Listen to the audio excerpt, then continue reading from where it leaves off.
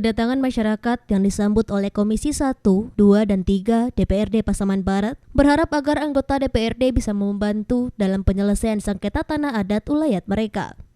Yang mana penyelesaian sengketa tanah adat ulayat tersebut telah pernah dilakukan dengan musyawarah duduk bersama di lokasi lahan dengan pihak KUD yang mengatakan lahan tersebut telah dibeli sejak 30 tahun yang lalu yang tak mendapatkan titik temu.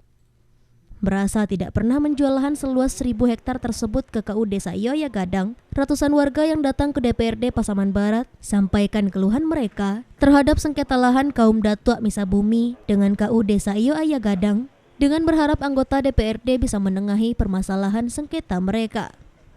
Setelah mendengarkan keterangan dua belah pihak, anggota DPRD menyimpulkan untuk permasalahan sengketa lahan tanah adat ulayat tersebut akan disampaikan kepada pemerintah daerah karena pengambil keputusan di Pasaman Barat adalah Bupati dan berharap dapat diselesaikan agar tidak ada pihak yang dirugikan.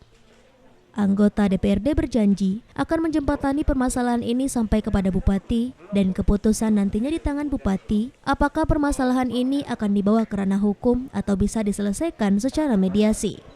Selesai pertemuan antara anggota DPRD beserta utusan dari kaum Datuk Misa Bumi dan KUD Saio Ayagadang, penasehat hukum kaum Datuk Misa Bumi mengatakan pada media yang hadir bahwa perwakilan BPN Pasaman Barat tidak jelas kedudukannya, diduga oknum BPN terlibat mafia tanah dalam menerbitkan sertifikat. Kuasa hukum akan menempuh jalur hukum dengan membuat laporan polisi khususnya mafia tanah pada Polda Sumbar agar bisa diusut tuntas, serta akan membawa kasus ini ke Kementerian Agraria dan kantor staf Presiden agar terbentuk tim khusus dalam menyelesaikan kasus sengketa tanah kaum Datuk Misa Bumi.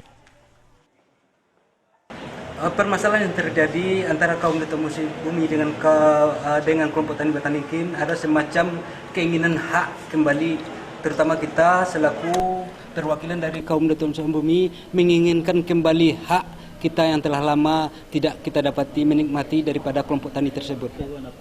Kami selaku yang memegang ataupun istilah yang dituakan dalam suatu kaum Datuk Misa Bumi merasa tidak pernah kami melakukan penyerahan kepada kelompok tani Batang. Luas lahan yang kami ketahui lebih kurang 1.000 lah. Jadi kami selaku perwakilan dari kaum kampung Datuk Misa Bumi tentu kami menanti apapun ada semacam kita berpemerintahan daerah, tentu langkah-langkah kita tidak melenceng daripada peraturan yang ada di Kabupaten Pasaman Barat. Namun inti dari tujuan dan maksud kita untuk mendapatkan hak kami kembali atas nama kaum Datuk Misa Bumi tidak hanya sampai di sini. Menurut sepengetahuan kami, tanah di wilayah di negara Gadang itu memang betul adanya yang telah diulayati. Kan dibilang tadi di dalam rapat bahwa tanah wilayah itu dibagi 3 kan. Ini tanah yang telah diulayati oleh Datuk Misa Bumi. Itu hak petunya dia sebagai datuk beserta cucu kemenakannya.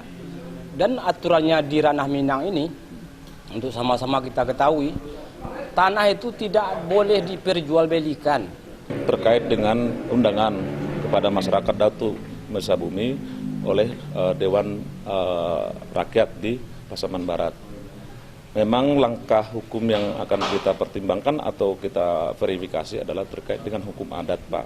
Hukum adat ini memang diperkuat, Pak, oleh hukum positif atau hukum negara, di mana diatur di dalam Peraturan Pemerintah Nomor 10 Tahun 1961. Ini yang kita memang verifikasi, kita lakukan pemetaan, Pak, di lapangan. Memang kuat dugaan kita ada indikasi ini, Pak, mafia tanah. Memang permasalahan ini juga Pak Presiden juga memang di seluruh Indonesia sudah terindikasi banyaknya mafia-mafia lahan, Pak, seperti ini. Jadi ini harapan kita kepada pemerintah daerah untuk menyelesaikan ini, bagaimana semestinya daripada hukum adat digabungkan dengan hukum nasional kita. Dari Kabupaten Pasaman, Sumatera Barat, Aryo Hanas, iNews melaporkan.